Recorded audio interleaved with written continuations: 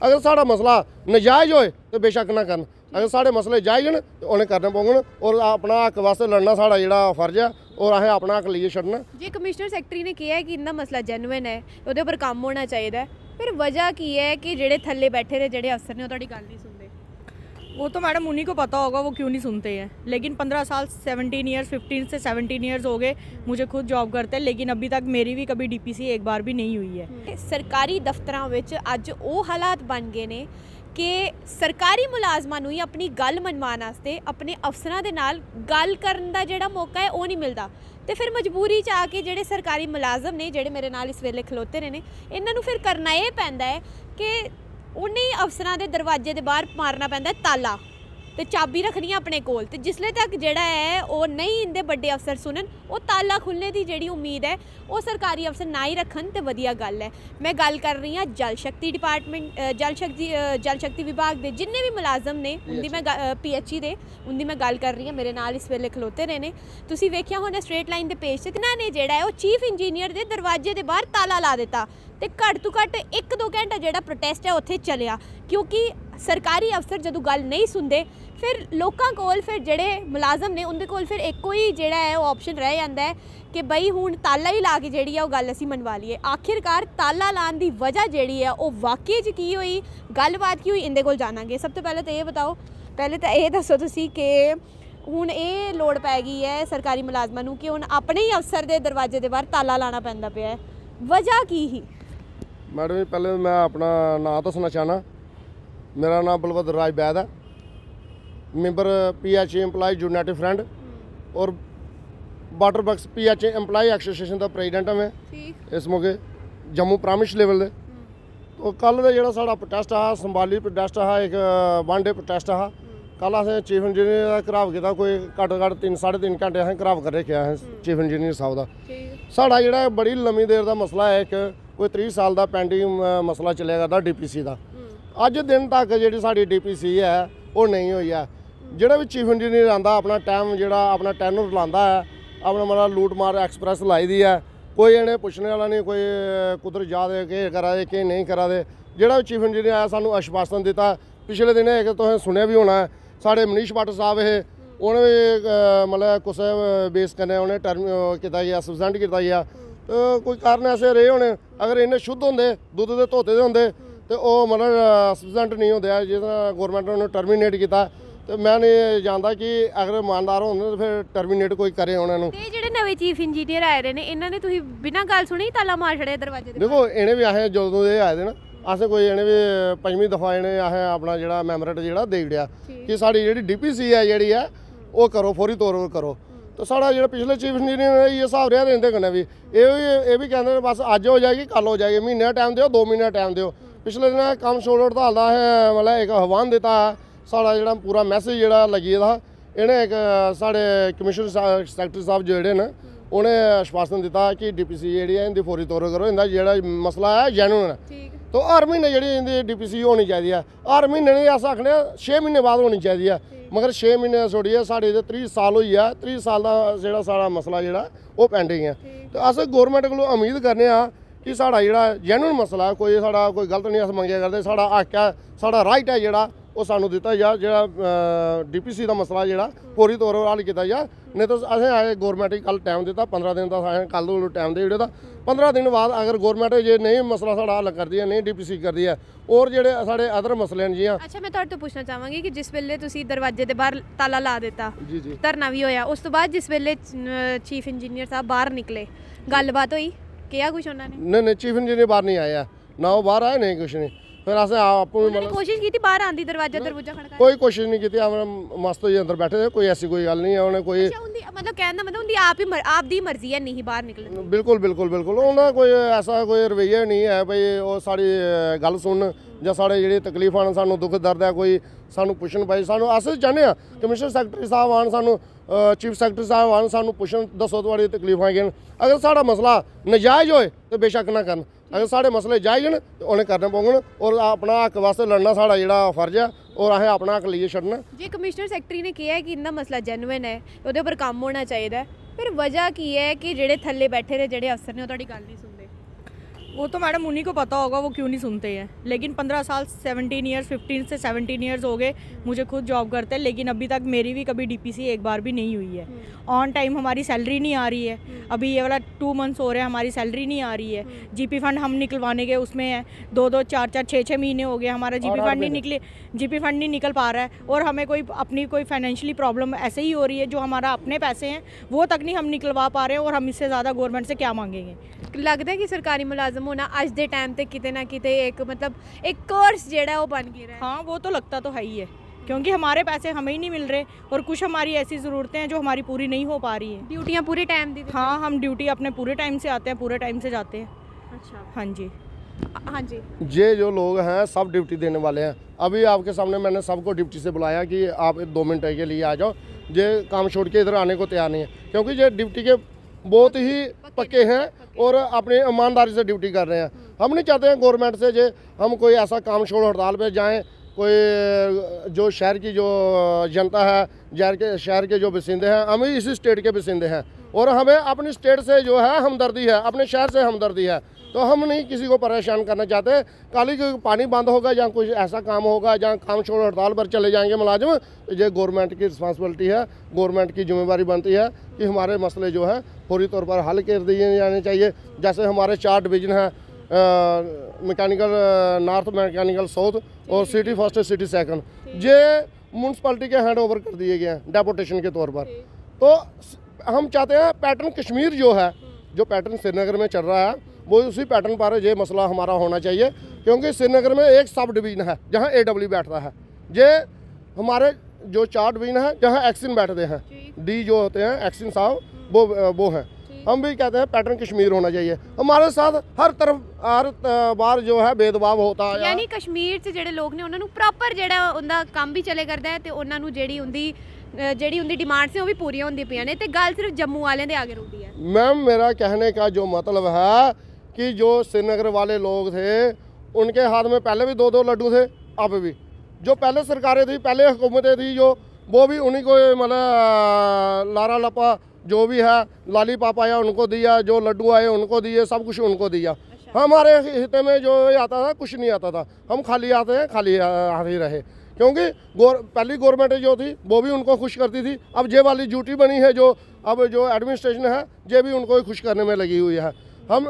ये उम्मीद करते हैं, ऐसा कौन सा आपका लगाव है सेंट्रल गवर्नमेंट का, जहाँ स्टेट गवर्नमेंट का, जहाँ LG साहब का, जहाँ पहले जो हुकूमतें रही हैं उनका क्या लगाव है श्रीनगर के साथ, जो जम्मू वालों के साथ नहीं है? जम्मू वालों के साथ भेदभाव क्यों? आखिर कब तक चलेगा? कब तक कौन सुनेगा हमारी फरियाद? अगर ये गवर्नमेंट है, ये हुकूमत है, ये जो मतलब ब्यूरोक्रेट अफसर हैं, ये नहीं हमारी प्रॉब्लम सुनेंगे, कौन सुनेगा? वजह की समझते हो कि जिस तरह तुसी कह करते हो कि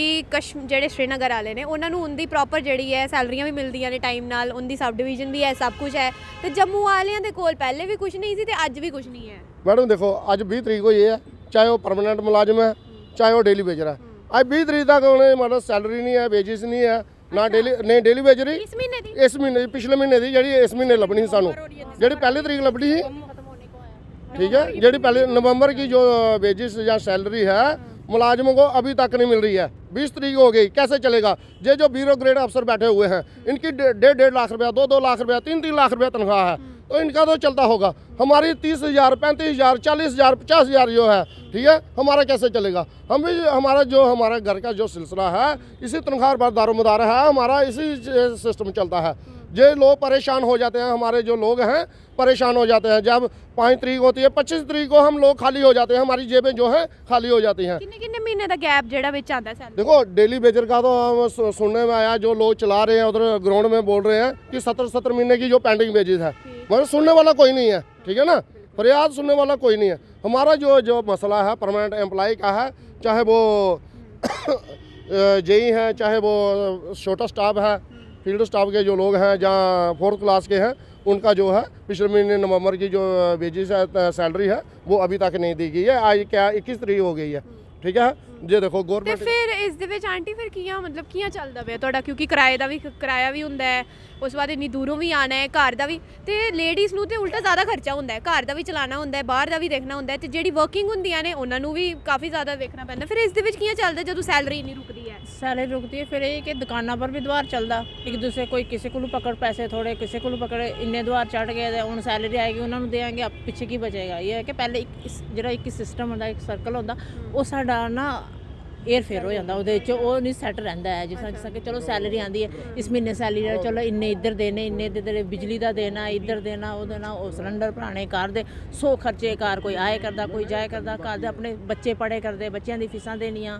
स्कूल वाले बोलते स्कूल वाले भी बोलते वो भी परेशान करते हर तरह से परेशानी होती है फिर एक कि चलो दुकानों पर करियाने वाले दुकानों पर दुध वाले के पैसे देने सोच एक छोटी चीज़ तो ले बड़ी चीज़ तक लियानी घर सब्जियां लियानियां वो तो जगह जगह तो उधार भी नहीं हो सकता फिर कदे किसी को रिश्तेदार को पकड़े कदे वो भी बेइज्जती होंगी कहते ये तुसी तो नौकरी वाले हो गए तुहाडा ये हाल है तुसी सरकारी मुलाजम हाँ सरकारी मुलाजम हो तुसी ते असी ते कुछ सरकारी मुलाजम नहीं है असी फिर ठीक चले तुसी सरकारी मुलाजम हो तुहाडा ये हाल है तुसी साडे कोल पैसे मंगे करदे वो भी एक सैलरी रिस्पैक्ट नूं अपनी बड़ी वो बेइज्जती होंदी फील ਹੁੰਦਾ ਕਦੇ ਕਦੇ ਕਿ ਇਹਦੇ ਕੋਲ ਚੰਗੇ ਤੇ ਪ੍ਰਾਈਵੇਟ ਮੁਲਾਜ਼ਮ ਨੇ वो होता फील क्यों नहीं होता होता तो है ही है ਕਿ ਪ੍ਰਾਈਵੇਟ ਵਾਲੇ ਹੀ ਠੀਕ ਨੇ ਜਿਹੜੇ ਕਮਾਉਂਦੇ ਨੇ ਦੇਖੋ, ਖਾਂਦੇ ਨੇ private- ਸਰਕਾਰੀ ਮੁਲਾਜ਼ਮਤ ਤੇ ਹੁਣ ਸਿਰਫ ਨਾਂ ਦੀ ਰਹਿ ਗਈ देखो प्राइवेट मुलाजिम ਜਿਹੜਾ ਵੀ ਹੈ ਨਾ ਉਹ ਇੱਕ ਤੇ ਉਹਦੀ ਉਂਗਲੀ ਦੇ ਕਿਲ ਕੋਈ ਨਹੀਂ ਹੈ ਠੀਕ ਹੈ ਆਸੇ ਦੇ ਕੋਈ ਕੁੱਤੀ ਵੀ ਖਰੀਦਣੀ ਹੋਏ ਤੇ ਤਾਂ ਵੀ ਗਵਰਨਮੈਂਟ ਕੋਲੋਂ ਪਰਮਿਸ਼ਨ ਲੈਣੀ ਪੈਂਦੀ ਹੈ ਸਾਡੇ ਦੇ ਹਰ ਬੰਦੇ ਦੀ ਅੱਖ ਹੈ रजिस्ट्रेशन करानी बिल्कुल बिल्कुल ठीक है ना हमारे पे हर बंदे की आंख है हर बंदे की नज़र है हम पर जो सरकारी मुलाजिम है सिर्फ हमें टैग जो लगा हुआ है वो सरकारी लगा हुआ है मगर जो हालत हमारी है वो एक जो बंधुआ मजदूर है उससे बेहतर है ਤੁਹਾਨੂੰ ਕਿੰਨਾ ਟਾਈਮ ਹੋ ਗਿਆ ਅੰਕਲ ਜੀ ਨੌਕਰੀ ਕਰਦੇ हो गए 30 साल हो गए ਫਿਰ ਤੇ ਰਿਟਾਇਰ ਹੋਣੇ ਵਾਲੇ ਹੋਣੇ हाँ रह गए 4 साल हो साढ़े ਰਹਿ ਗਏ चार ਹੁਣ 4 ਸਾਲ जी ਉਹਦੇ ਵਿੱਚ ਕੀ ਕੀ ਵੇਖਿਆ ਫਿਰ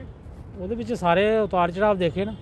ਕਿ ਜੋਲੇ ਲੱਗਿਆ ਤੇ ਉਹਲੇ ਖਾਸ ਤੋਂ ਵੀ ਹੈ ਨਹੀਂ ਸੀ ਬੜੀ ਮੁਸ਼ਕਲ ਕਨੇ ਜਿਸ ਵੇਲੇ ਤੁਸੀਂ ਲੱਗੇ ਹੋਣੇ ਹੋ ਉਸ ਵੇਲੇ ਤੇ ਬੜਾ ਇਹੀ ਮਾਪਿਓ ਵੀ ਕਹਿੰਦੇ ਸੀ ਚਾਨਲ ਸਰਕਾਰੀ ਨੌਕਰੀ ਕਰਨੀ ਹੈ ਹਾਂ ਤਨਖਾਹ ਠੀਕ ਮਿਲਦੀ ਹੈ ਲਾਈਫ ਸਿਕਿਉਰ ਹੋ ਜਾਂਦੀ ਹੈ ਪੈਨਸ਼ਨਾਂ ਚੱਲਦੀਆਂ ਨੇ ਹੁਣ ਤਾਂ ਇੱਥੇ ਸੈਲਰੀ ਨਹੀਂ ਆਉਂਦੀ ਪਈ तो पेंशनें गए पेंशनें तो आगे से तो पेंशनें इन्होंने बंद कर दी है ਅੱਛਾ ये कहते हैं 2010 के बाद कोई किसी को कोई पेंशन नहीं होगी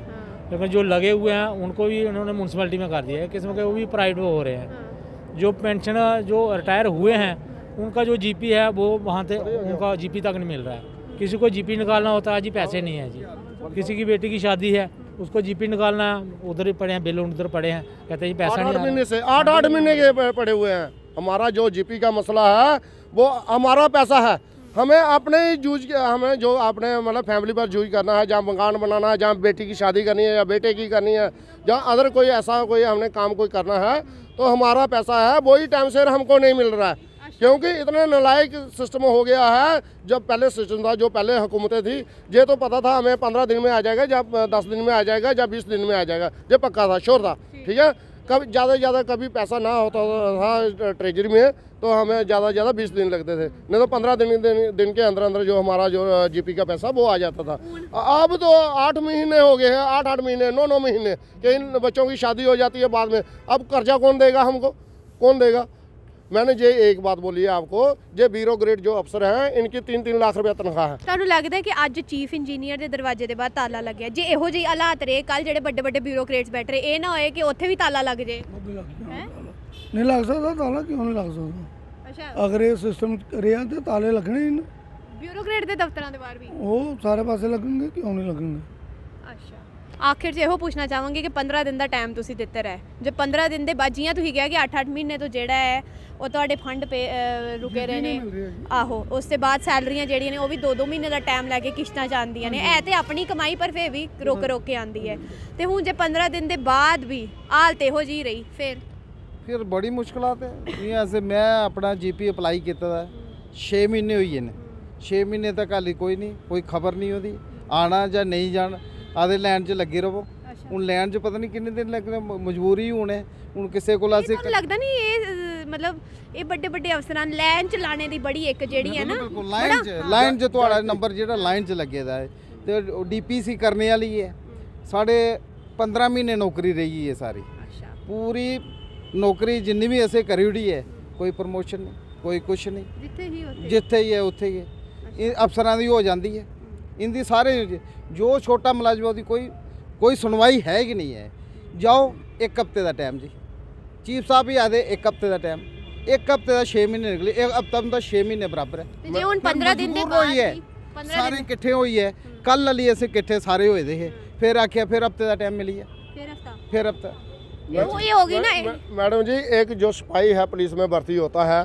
सिपाही भर्ती होता है, वो सिलेक्शन ग्रेड बनता है, फिर वो हवलदार बनता है, फिर एएसए बनता है, फिर सब इंस्पेक्टर रिटायर होता है वो, ठीक है। ऐसे ही एक जेई आता है हमारे डिपार्टमेंट में, पीएच में जेई आता है, वो चीफ इंजीनियर रिटायर होता है। हमारा जो खलासी था, खलासी का खलासी रहा, जो हेल्पर था, हेल्पर का हेल्पर ही रहा। अगर हमने कोई एक प्रमोशन जो थी वो 9IT की थी, SRO 149 था, SRO 59 था, ठीक है। गवर्नमेंट ने खुद निकाला और गवर्नमेंट ने इन लोगों को प्रमोशनें दी, इन लोगों को प्रमोशन दी। अब गवर्नमेंट इनकी कटौती करने जा रही है, 15-15 लाख 20-20 लाख रुपया इनको कटौती करने जा रही है। जब ये घर को जाएंगे, इनके बच्चे इनको क्या पाँव से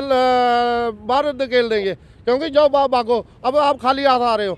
जो मुलाजिम घर को जाएगा वो उसने अपना रोजी रोटी का बंदोबस्त करना है। अच्छा, आखिर 'ਚ ਇਹੋ ਹੀ ਪੁੱਛਣਾ ਚਾਹਾਂਗੀ ਕਿ ਹੁਣ 15 ਦਿਨ ਦੇ ਬਾਅਦ ਵੀ ਜੇ ਤੁਹਾਡੀ ਗੱਲ ਨਹੀਂ ਮੰਨ ਹੋਏਗੀ ਫਿਰ देखो, अगर 15 दिन बाद साड़ी गल नहीं मनी गई, अस गौरमेंट अगे अपील करने कि इन्हां अफसरां नूं, इस गौरमेंट नूं भगवान सतबुद्धि दे और भगवान इन्हां कोई अच्छा काम करवाए, साढ़े जेह्ड़े मसाइल फटो हल कर देन। नहीं तो 15 दिन बाद अस एक प्रेस कॉन्फ्रेंस करके ਉਹਦੇ ਬਾਅਦ ਕੰਮ ਛੋੜ ਹੜਤਾਲ ਦਾ ਜਿਹੜਾ ਪੱਕਾ ਸਾਡਾ ਡਨ ਹੈ। ਤੇ ਤੁਸੀਂ ਸੁਣ ਲਿਆ ਕਿ ਇਹ ਸਾਰੇ ਜਲ ਸ਼ਕਤੀ ਵਿਭਾਗ ਦੇ ਮੁਲਾਜ਼ਮ ਨੇ, ਜਿੰਦਾ ਕਹਿਣਾ ਹੈ ਕਿ ਆਸ਼ਵਾਸਨ ਮਿਲੇ ਕਰਦੇ ਨੇ। ਹੁਣ ਤੇ ਚੀਫ ਇੰਜੀਨੀਅਰ ਦੇ ਦਫ਼ਤਰ ਦੇ ਬਾਹਰ ਤਾਲਾ ਵੀ ਲਾ ਦਿੱਤਾ ਤੇ ਫਿਰ ਇੱਕ ਹਫ਼ਤੇ ਦਾ ਟਾਈਮ ਜਿਹੜਾ ਉਹ ਮਿਲ ਗਿਆ। ਜੇ ਹੁਣ ਵੀ 15 ਦਿਨ ਦੇ ਬਾਅਦ ਵੀ ਇੰਦੀ ਗੱਲ ਜਿਹੜੀ ਉਹ ਨਹੀਂ ਸੁਣੀਗੀ, ਫਿਰ ਉਸ ਤੋਂ ਬਾਅਦ ਜਿਹੜਾ ਕੰਮ ਛੋੜ ਹੜਤਾਲ ਹੋਣੀ ਹੈ ਤੇ ਫਿਰ ਪੂਰੇ ਜੰਮੂ 'ਚ ਜਿਹੜਾ ਹੈ ਉਹ ਪਾਣੀ ਦਾ ਹਾਹਾਕਾਰ ਮਚਣਾ ਹੈ। ਕਿਉਂਕਿ ਜੇ ਇਹ ਮੁਲਾਜ਼ਮ ਕੰਮ ਛੋੜ ਤੇ ਬਹਿ ਗਏ, ਜੇ ਇਹਨਾਂ ਨੇ ਕੰਮ ਛੱਡ ਦਿੱਤਾ ਤੇ ਉਸ ਤੋਂ ਬਾਅਦ ਜੰਮੂ 'ਚ ਪਾਣੀ ਕੌਣ ਸਪਲਾਈ ਕਰੇਗਾ, ਤੁਸੀਂ ਆਪ ਸੋਚ ਸਕਦੇ ਹੋ। ਉਮੀਦ